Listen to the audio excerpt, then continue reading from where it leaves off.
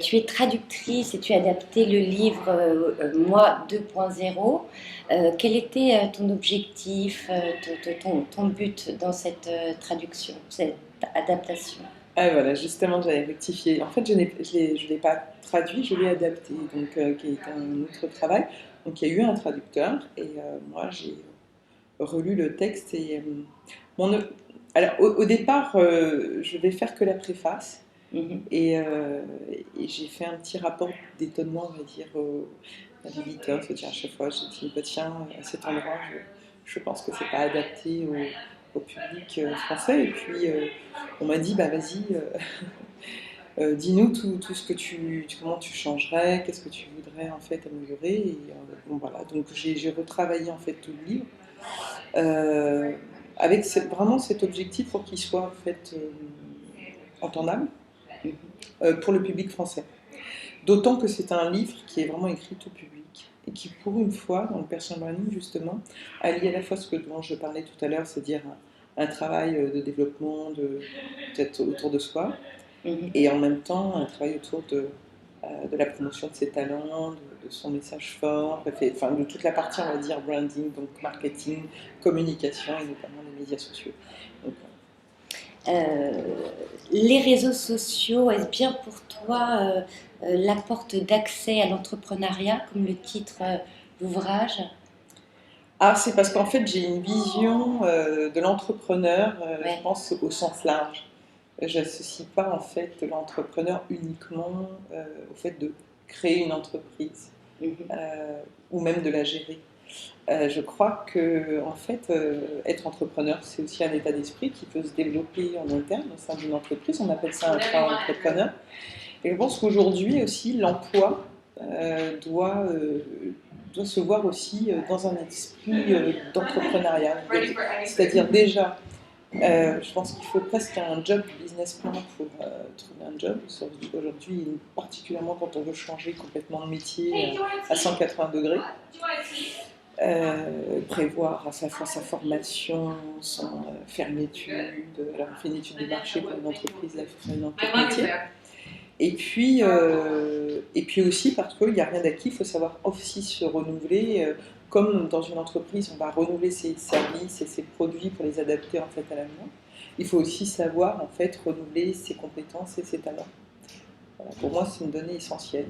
Et le fait d'être entrepreneur, c'est aussi le côté finalement, je vais aussi être acteur de ma carrière et de ma vie professionnelle en fait. Et à la limite, je préfère le terme de trajectoire, qui est de plus en plus utilisé. Si je suis, j'ai mon libre arbitre et que c'est pas parce que je suis diplômée de telle école ou de formation, ou parce que j'ai toujours travaillé dans tel ou tel secteur, que je peux pas en fait changer de trajectoire et bifurquer.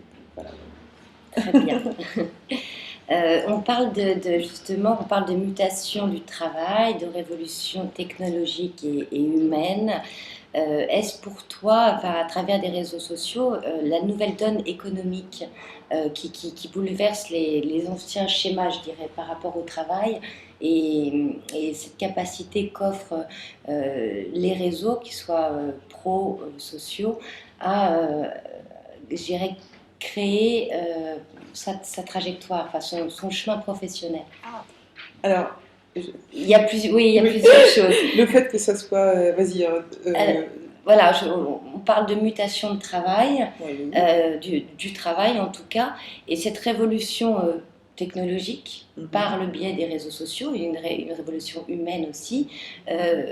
Quel est le lien que tu fais de façon pragmatique entre cette mutation et l'opportunité des réseaux?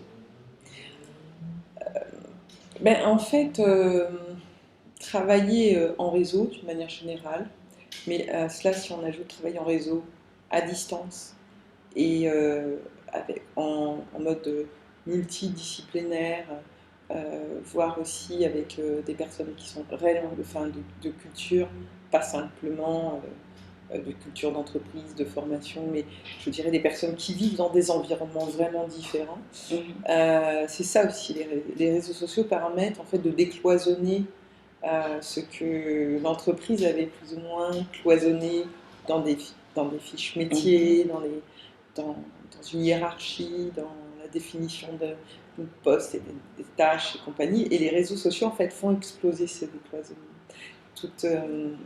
Oui, se décloisonnent. Et donc, en décloisonnant, ben, forcément, ça nous amène à nous poser des questions sur quel type de structure peut répondre en fait à ce mode de fonctionnement, quel type d'organisation, parce que tout cela modifie aussi les comportements. Et l'exemple type pour moi, c'est le management qui a souvent fonctionné à la mode de Crozier.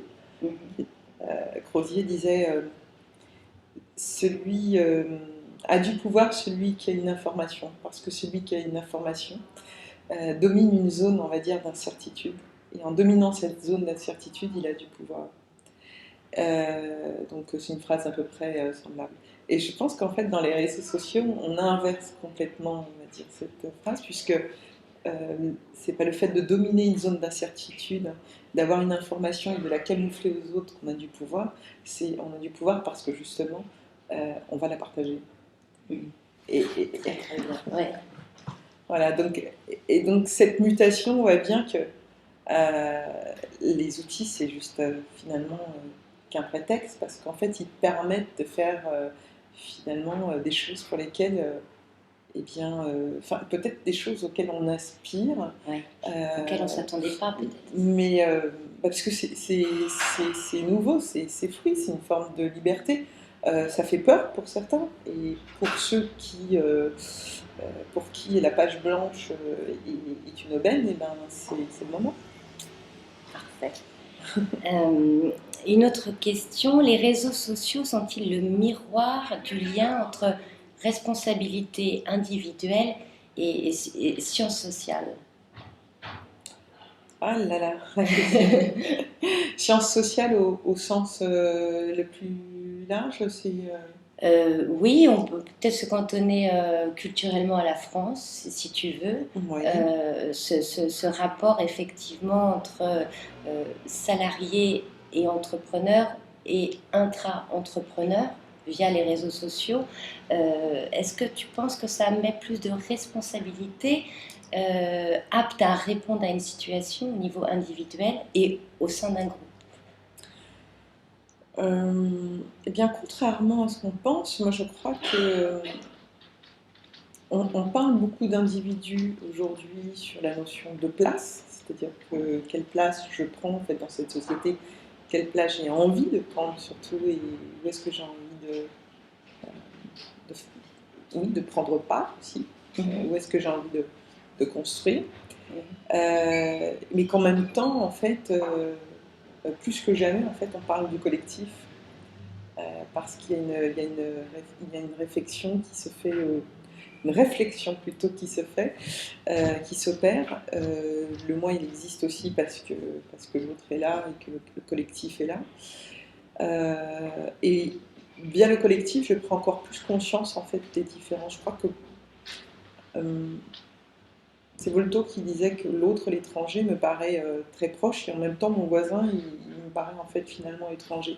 Et donc parfois en fait effectivement les médias sociaux permettent de rapprocher des cultures et peut-être des façons de penser qui sont beaucoup plus éloignées que celles qui nous entourent. Donc à partir de là, ça permet d'avoir une conscience, on va dire, peut-être collective, ouais, et de la responsabilité. Je ne sais pas si je réponds exactement à la question. Si. Qui pour moi, en fait, prend une autre dimension. Tu réponds un petit peu à la prochaine question. Je parlais le partage de connaissances et la coopération sur le web. Est-il le reflet de la conscience de groupe? C'est-à-dire cette volonté, cette émergence finalement de coopération et chacun y trouve sa place, mais je dirais pour le bien collectif. Et bien alors moi je parle de coopétition là-dessus, par exemple, je parle effectivement de collaboration, mais je pense qu'on a un mélange de compétition et de collaboration, parce qu'il y a, j'ai besoin c'est besoin de friction en fait qui fait partie de finalement des grandes questions de l'existence de l'être. J'ai besoin de savoir qui je suis pour prendre ma place. Je sais que j'existe parce que l'autre, en fait, quelque part, me renvoie un miroir. Et en même temps, j'ai besoin d'appartenir en fait, à un groupe pour me sentir aussi vivant, quoi. Donc, et en fait, on retrouve finalement toute cette complexité, je trouve, sur le web. À la fois un besoin de faire exprimer, on va dire, des égos, parce que on parlait tout à l'heure de la recherche de l'être, et en même temps, ce besoin aussi d'être connecté aux autres, parce que c'est aussi ça qui permet d'affirmer que je suis aussi, que j'existe réellement, et ce que je fais en fait de pouvoir l'offrir, bah, c'est comment je pourrais finalement vivre uniquement en produisant et en cachant, je veux dire, ce serait comme un peintre qui cacherait son œuvre, voilà, voilà. Alors bon, ouais, j'en ai très, très poétique là, mais voilà. Et donc je pense qu'il y a un jeu, compétition et de collaboration, parce qu'on a besoin des autres pour vivre. Et ça, on le connaît aussi techniquement via les liens partagés ou autres. Et en même temps, on a besoin aussi de s'affirmer. Je te propose une dernière question. Oui. Comment positionnes-tu la France dans cette nouvelle économie au niveau du Web 2? Quelle est la position de la France? Oh, punaise. J'ai pas étudié les chiffres avant de venir. Non, je plaisante. J'ai cru comprendre quand même de ce que j'ai pu lire, mais je ne suis pas une experte forcément en économie numérique, que la grande force, on va dire, de la France, c'est d'être assez bien positionnée sur le plan de la créativité. Peut-être que, à mon sens, ce qui est une faiblesse pour nous, c'est notre rapport, on va dire, à l'entrepreneuriat dont je parlais tout à l'heure, sur le plan de la réussite et de l'échec, et qui nous empêche en fin de compte de vivre bien, on va dire, l'entrepreneuriat.